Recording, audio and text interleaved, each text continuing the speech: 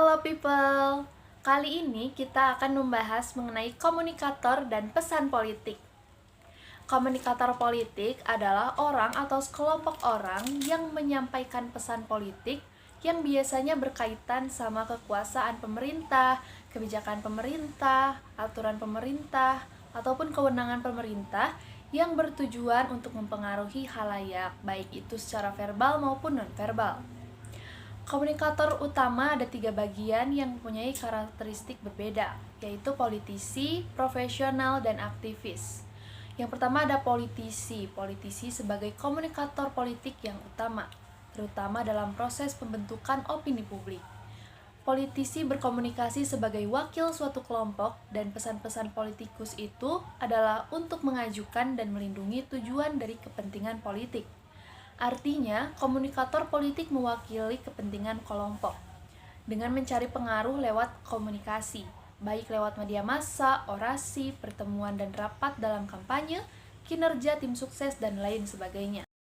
Selain itu, politisi juga bisa disebut sebagai orang yang mempunyai cita-cita memegang jabatan pemerintah, entah bagaimana caranya dipilih, ditunjuk, maupun sebagai pejabat karir, dan juga mereka tidak mengindahkan apakah mereka terpilih, ditunjuk sebagai legislatif, yudikatif, maupun eksekutif. Nah, politikus ada 2 macam, yakni politikus ideolog dan politikus partisan. Politikus ideolog adalah orang-orang yang dalam proses menjalankan politiknya, mereka lebih fokus mementingkan dan memperjuangkan kepentingan bersama daripada mementingkan kepentingan kelompoknya. Mereka lebih sibuk membuat kebijakan yang menguntungkan khalayak, mengusahakan reformasi, dan bahkan membuat perubahan yang revolusioner apabila diperlukan untuk kebaikan bangsa dan negara. Lalu ada politikus partisan, adalah orang yang dalam proses menjalankan politiknya mereka lebih condong mementingkan kepentingan individu atau kelompoknya. Mereka cenderung membuat kebijakan sesuai dengan keinginannya sendiri, maupun dari suruhan partai atau organisasinya. Peraturan-peraturan yang dibuat biasanya juga menyesuaikan dengan ideologi partai yang mengenyampingkan kebutuhan khalayak, walaupun pada akhirnya mungkin demi kebaikan bangsa dan negara. Yang kedua ada profesional. Komunikator profesional adalah maklar simbol, orang yang menerjemahkan sikap, pengetahuan, dan minat suatu komunitas bahasa ke dalam istilah-istilah komunitas bahasa yang lain, yang berbeda tetapi menarik dan dapat dimengerti. Komunikator profesional ini beroperasi menjalankan kegiatannya di bawah desakan ataupun tuntutan. Di komunikator profesional terdapat jurnalis dan promotor. Yang pertama ada jurnalis sebagai siapapun yang berkaitan dengan media berita dalam pengumpulan, persiapan, penyajian, dan penyerahan laporan mengenai peristiwa-peristiwa. Ini meliputi reporter yang bekerja pada koran, majalah, radio, televisi, ataupun media lain. Koordinator berita televisi, penerbit, pengarah berita, eksekutif stasiun, atau jaringan televisi dan radio, serta lain sebagainya. Sebagai komunikator profesional, jurnalis secara khas adalah karyawan organisasi berita yang menghubungkan sumber berita dengan khalayak. Mereka bisa mengatur para politikus berbicara satu sama lain, menghubungkan politikus dengan publik umum, menghubungkan publik umum dengan pimpinan, dan membantu menempatkan masalah dan peristiwa pada agenda diskusi publik. Lalu ada promotor. Promotor ini adalah orang yang dibayar untuk mengajukan kepentingan langganan tertentu. Yang termasuk ke dalam promotor adalah agen publisitas tokoh masyarakat penting, personal hubungan masyarakat pada organisasi swasta atau pemerintah, sekretaris pers kepresidenan, personel periklanan perusahaan, manajer kampanye, dan pengarah publisitas kandidat politik. Spesialis teknik atau kameramen, produser dan sutradara film, pelatih pidato, dan lain sebagainya yang bekerja untuk kepentingan kandidat politik dan tokoh masyarakat lainnya, serta segala jenis maklar simbol yang serupa. Lalu yang ketiga ada aktivis. Aktivis adalah komunikator politik utama yang berfungsi sebagai saluran organisasi dan hubungan. Pertama, harus ada juru bicara kepentingan terorganisir.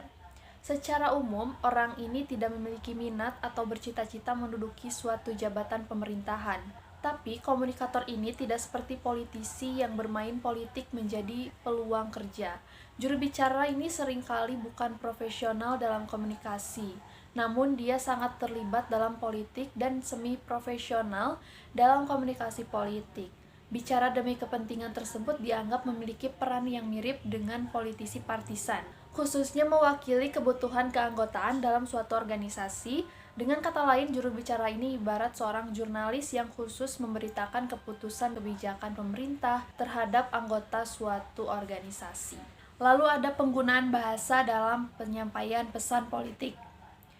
Kegiatan simbolik ini terdiri atas orang-orang yang menyusun makna dan tanggapan bersama terhadap perwujudan lambang-lambang referensial dan kondensasi dalam bentuk kata-kata, gambar, perilaku, dan sebagainya. Dengan merangsang orang untuk memberikan tanggapan dengan cara tertentu, untuk memainkan peran terhadap komunikator politik, dan untuk mengubah pikiran, perasaan, dan pengharapan mereka. Lambang-lambang signifikan memudahkan pembentukan opini publik. Misalnya orang yang pindah pekerjaan kepada jabatan politik yang lebih tinggi, seperti presiden, gubernur, anggota DPR, dan lain sebagainya. Untuk menggunakan gelar dan kelengkapan kedudukan itu karena lambang-lambang itu membantu untuk membentuk kepercayaan, nilai, dan pengharapan sejumlah besar orang mengenai bagaimana harus menanggapi jabatan itu. Lalu ada bahasa. Bahasa ini merupakan permainan kata dalam pembicaraan politik. Bahasa adalah suatu sistem komunikasi yang tersusun dari kombinasi lambang-lambang signifikan seperti tanda dengan makna dan tanggapan bersama bagi orang-orang di dalamnya. Signifikansi itu lebih penting daripada situasi langsung tempat bahasa itu digunakan, dan lambang-lambang itu digabungkan menurut aturan-aturan tertentu. Lalu ada retorika yang merupakan seni bicara yang dapat dicapai berdasarkan bakat alam dan keterampilan teknik. Contoh praktik retorika yaitu pidato, reklamasi, sajak, berbicara dua arah, penggunaan jargon, membaca mantra, bernyanyi, serta pantun, dan semua yang berhubungan dengan kata-kata, baik dalam bentuk teks tulis maupun lisan. Teknik retorika ada 5 hukum retorika, yaitu invention atau penemuan. Pada tahap ini pembicara menggali topik dan meneliti halayak untuk mengetahui metode persuasi yang paling tepat. Lalu ada disposition atau penyusunan. Pada tahap ini pembicara mengorganisasikan pesan. Aristoteles menyebutkan taksis, yakni pembagian. Pesan harus dibagi ke dalam beberapa bagian yang berkaitan secara logis. Lalu ada gaya. Pembicara memilih kata-kata dan menggunakan bahasa yang tepat untuk mengemas pesannya. Lalu ada memori. Pembicara harus mengingat apa yang disampaikannya dengan mengatur bahan-bahan yang ingin dibicarakannya. Lalu ada penyampaian. Pembicara menyampaikan pesan secara lisan. Lalu ada semiotika. Semiotika merupakan sebuah pengkajian tanda-tanda yang terdapat pada suatu objek politik untuk diketahui makna yang terkandung di dalamnya. Lalu ada pragmatik. Pragmatik adalah kajian bahasa dari perspektif fungsional. Maksudnya pragmatik berusaha menjelaskan aspek-aspek struktur linguistik dengan mengacu pada pengaruh dan gejala non-linguistik. Pada politik dapat dilakukan dengan meyakinkan dan membangkitkan massa untuk pencapaian material, otoritas sosial untuk meningkatkan status, pengungkapan personal untuk identitas, dan diskusi publik untuk pemberian informasi politik. Lalu pesan politik ini adalah pernyataan yang disampaikan baik secara tertulis maupun tidak tertulis, baik secara verbal maupun nonverbal, tersembunyi maupun secara terang-terangan, baik yang disadari maupun tidak disadari, yang berisi politik. Misalnya seperti pidato politik, pernyataan politik, buku, brosur, berita surat kabar mengenai politik, dan lain sebagainya.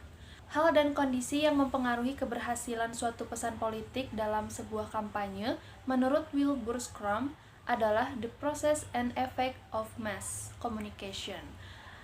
Pesan dibuat sedemikian rupa dan selalu menarik perhatian. Pesan dirumuskan melalui lambang-lambang yang mudah dipahami atau dimengerti oleh komunikan. Pesan menimbulkan kebutuhan pribadi dari komunikannya. Lalu pesan merupakan sebuah kebutuhan yang dapat dipenuhi sesuai dengan situasi dan keadaan kondisi dari komunikan. Pesan politik adalah strategi utama dalam kampanye para politisan maupun politikus. Pesan politik dapat berupa ide, gagasan, pikiran, bahkan perasaan. Dengan maksud dan tujuan pesannya dapat diterima dengan baik oleh khalayak, maka harus ada kesamaan makna dan lambang antara komunikator atau tokoh politik dan khalayak atau masyarakat. Sekian yang dapat saya sampaikan. Wassalamualaikum warahmatullahi wabarakatuh.